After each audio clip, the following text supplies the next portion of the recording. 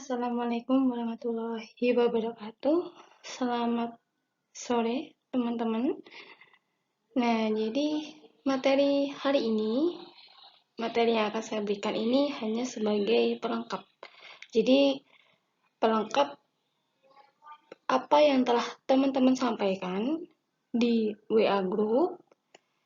Nah, ini saya ingin melengkapi penjelasan yang sudah teman-teman berikan dan juga mempertegas agar bisa lebih mudah dipahami, dicerna oleh teman-teman. Nah, dari judul ini kan berkaitan dengan kompensasi gaji.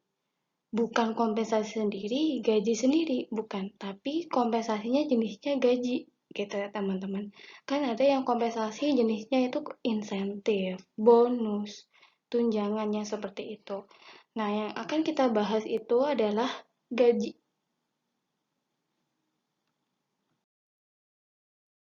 Nah, definisi daripada gaji itu sendiri, seperti yang telah dikemukakan oleh Rifai pada tahun 2015, bahwa gaji adalah balas jasa dalam bentuk uang.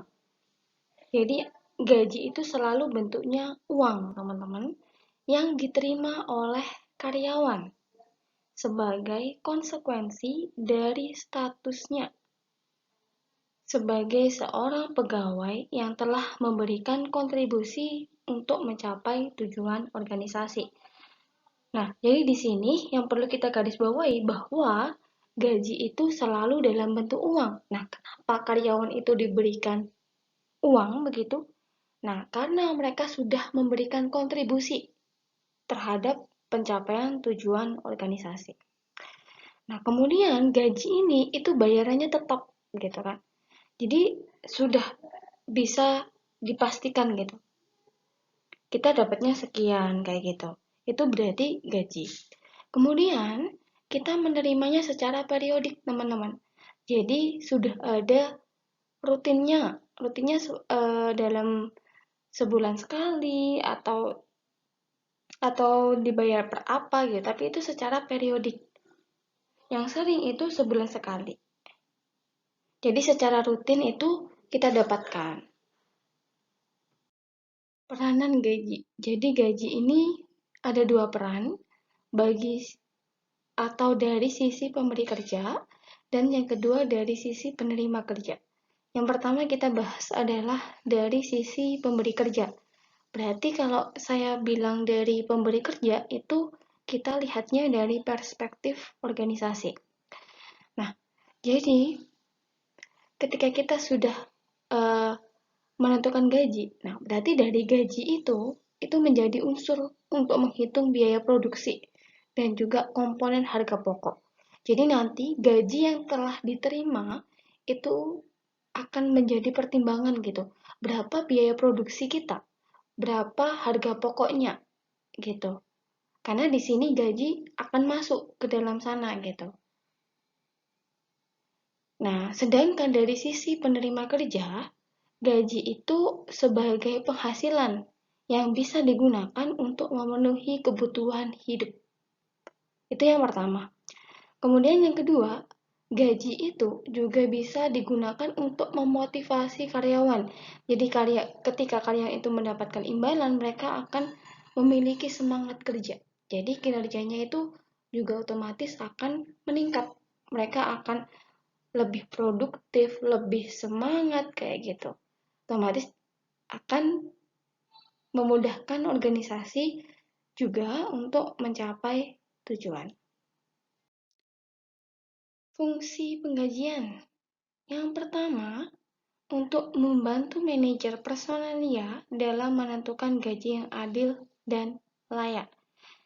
Jadi di sini bisa digunakan untuk membantu HRD begitu, berapa sih gaji yang harus diterima oleh karyawan sehingga bisa dikatakan gajinya itu sudah adil gitu dan sudah layak.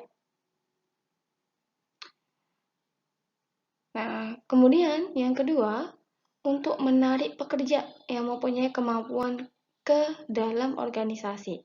Jadi di sini ketika misalkan teman-teman itu mau apply di suatu perusahaan gitu ya, atau suatu instansi. Nah, teman-teman itu banyak kan tanya, di situ dibayar berapa, digaji berapa, gitu kan? Nah, kalau misalkan organisasi ini bisa memberikan gaji yang layak gitu kan, yang bagus, maka akan membuat semakin banyak orang gitu yang tertarik untuk melamar di sana. Iya nggak? Iya kan? Kalau misalkan, oh gaji di sana loh lebih tinggi, gaji di sana loh bagus. Nah, itu akan membuat semakin banyak nih pelamar-pelamar yang pengen gitu kerja di sana. Karena itu tadi gajinya banyak. Kemudian yang ketiga adalah mendorong pekerja untuk menunjukkan prestasi yang tinggi. Karena balik tadi, kalau karyawan itu merasa termotivasi begitu, dia akan nge-push diri mereka, mengeluarkan segenap tenaga yang mereka miliki untuk memberikan kontribusi yang maksimal bagi organisasi, sehingga bisa menghasilkan prestasi-prestasi kerja yang memuaskan. Kemudian juga untuk memelihara prestasi. Jadi kalau memelihara ini dalam artian gini teman-teman. Jadi karyawan itu kan kinerjanya bagus ya. Nah, kalau mereka terus dihargai dengan diberikan kompensasi yang layak, yang adil itu tadi, maka mereka juga akan secara konsisten gitu, memberikan kinerja yang terbaik bagi organisasi. Itu yang dimaksud dengan memelihara prestasi kerja. Selanjutnya dasar penggajian. Jadi ketika karyawan itu digaji, itu dasarnya apa? Yang pertama harus adil. Jadi organisasi harus memiliki keadilan dalam sistem penggajiannya. Kemudian jelas dan transparan. Kalau kita bilang jelas dan transparan, kita harus tahu nih komponen penggajian kita itu apa saja. Jadi misalkan insentif kita sekian, tunjangan kita sekian, gaji pokok kita sekian. Gitu. Itu juga harus tahu teman-teman. Jadi agar kita merasa, oh saya gara-gara ini diberikan gaji sekian, saya gara-gara kemarin berprestasi diberikan bonus seperti itu. Kemudian konsisten. Dan yang keempat adalah berkomitmen. Jadi berkomitmen ini berkaitan dengan memberikan gaji yang tepat waktu gitu. Jadi jangan sampai nunggak kayak gitu dengan tidak ada alasan yang jelas, itu juga akan merugikan organisasi maupun karyawan.